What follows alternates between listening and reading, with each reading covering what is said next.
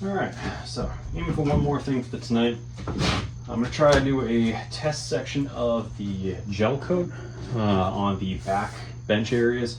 Figure this is a nice area to test, see what color this really looks like, and if it's not perfect, try to match it a little better before we move to the outside here. So this stuff, I've used this before. This can's a little on the older side, a couple years back, but if I remember correctly, it was a very bright, vibrant white.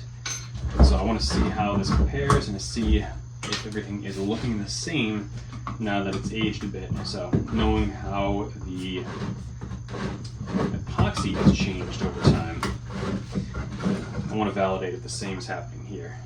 And that's a perfect example of what I'm looking at here. So this is pretty thoroughly separated, so I want to see if that mixes back up well. If not, we'll have to buy a fresh batch and go from there. Yeah, you can see all the pigments at the bottom here. So I'm going to put the respirator on because this is pretty heavy on the fumes, and then see how it gets looking once we mix it up better.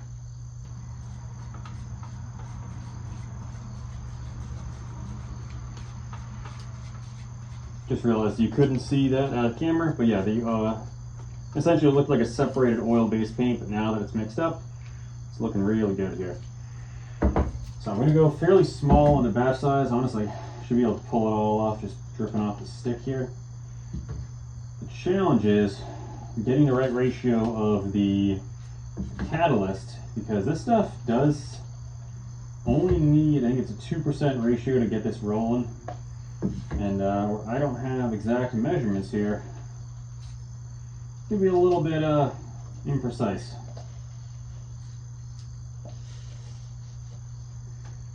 Alright, so just using the bottom of a Dixie cup here. I'm gonna call that a little over 1.5 ounces or so. Hopefully that'll give us a good estimate on how much to use for the catalyst as well. It's saying it uses about a teaspoon per quart,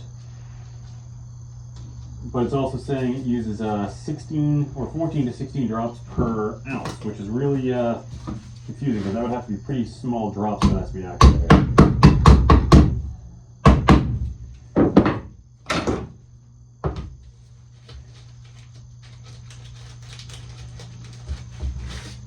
So essentially we're trying to get a 2% ratio here.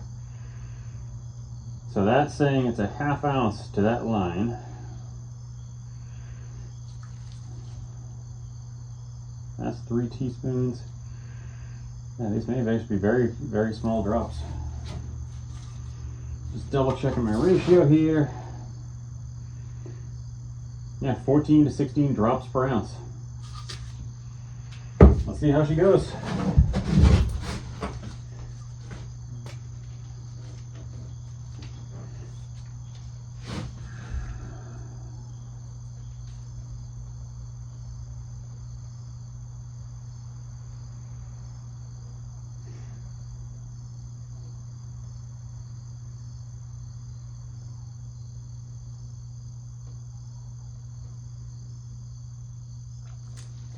So I put 32 drops in there, assuming I have about 2 ounces. So I'm gonna get this all mixed up and then drop that on there. Let's see how she comes out. So I've generally been doing about a 1 minute mixing time for all of the epoxies.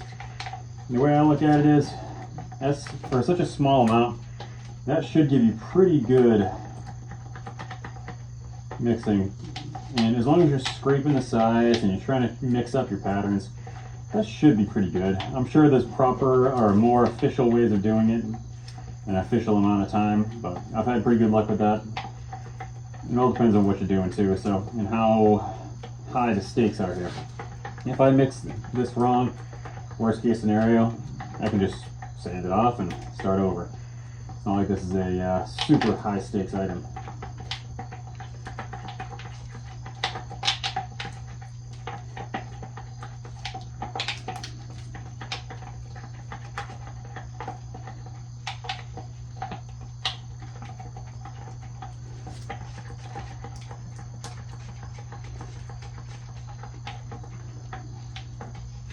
I can already tell it's going to be a bit too white, but again, too much white is better than extra brown that we have now. So I'm gonna run with it, and we'll try to tint things a little better when we move to the outside. But I may drop a little dabble on this on the outside just to see how it looks for a point of comparison for us here.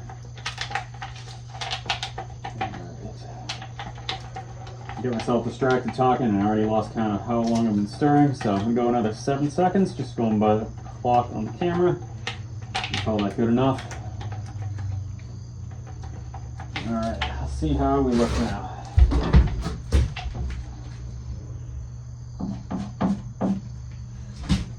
So I'm just using the stirring stick to kind of paint it on here. It is very, very bright white.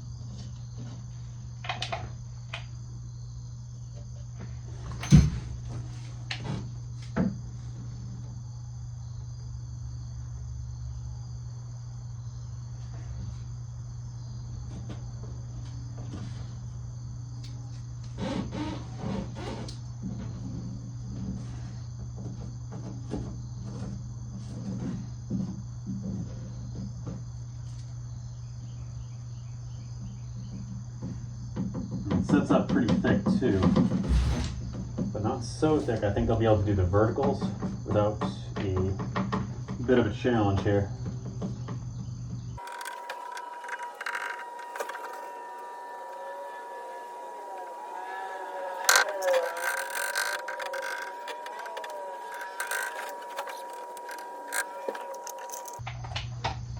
So, interesting note, don't use a solo cup because it eats right through the side. This stuff is nasty stuff.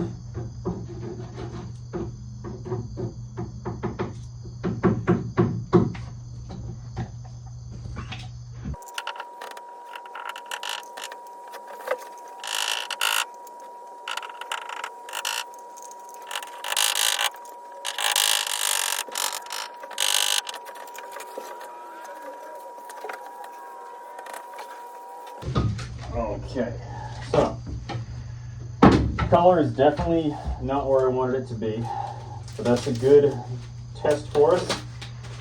So I don't mind that it's the wrong color in here.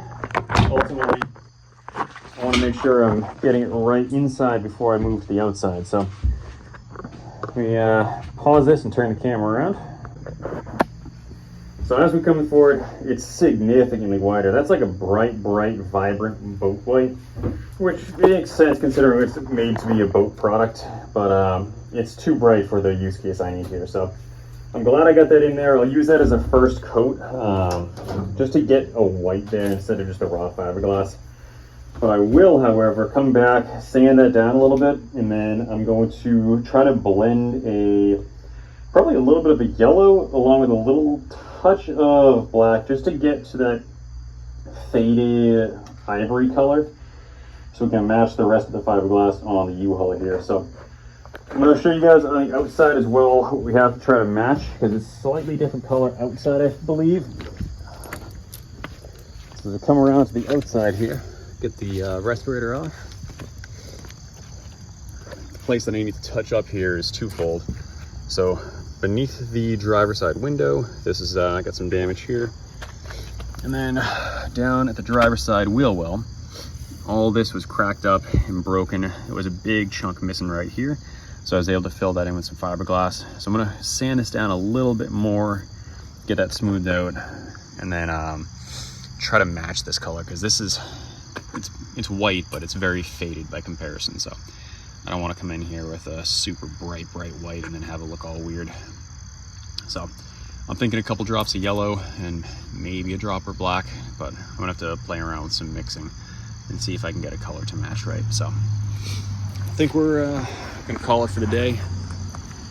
That was pretty much the last of the items that I wanted to get done today, as far as I can remember. So got a little bit of cleanup to do.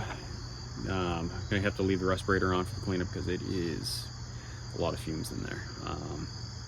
I do still need to figure out what's going on with the max air fan. For whatever reason, we've been having an issue where it'll run for probably 15-20 seconds and then it'll shut off. So I was thinking maybe it was something else that was interfering. I noticed that the heater was trying to kick something on, so it was just kind of buzzing. The heater doesn't work, by the way, so I assumed it may have been that, but I pulled the fuse on the heater and still had the same behavior. Did eliminate the buzzing from the heater, so there's a good chance I'm going to have to replace the E12-volt inverter and then the associated fuse panel for it. The good news is they're fairly cheap. They don't have to be anything too crazy for something this small. The heater itself as well, I'm probably going to pull that because, I mean, this is the third U-Haul in a row that I've owned. The heater did not work, and frankly, from my understanding, there's been mixed feedback on why these stopped getting used in the first place. One of the theories that I've heard floating around, this is rumors, I don't know how accurate this is, but people having issues with these catching fire from the heater being so close to the bedding, and it seems like a natural source of ignition. So even just if it's a rumor, I'm not the most confident in running one of those, even if I got it fixed. So I've had good luck running a electric space heater in these down into the 20s. So I think that'll be more than plenty. Whether or not we put something permanent in that slot, that remains to be seen. But for the time being, I'm probably just gonna pull it out of there. That way it's one less thing to worry about. I will hang on to the parts, especially the face of it, because that is cool that it does have the U-Haul logo there. But I don't intend to try to get that running. I may hang on to it just in case when the time comes that we sell this, the next owner wants it. The way I look at it, original parts should always be kept with these things, so that it can't be replaced unless you find another one that's pulling it out of there. So people have different ways of restoring these, so just in case they wanted to, I'll probably just leave it in the shed somewhere, and they can worry about it if the time comes that we sell this thing. But the fumes in here are even radiating pretty well outside the door, so I'm gonna pack up and call it a night. But I'll see you guys on the next one.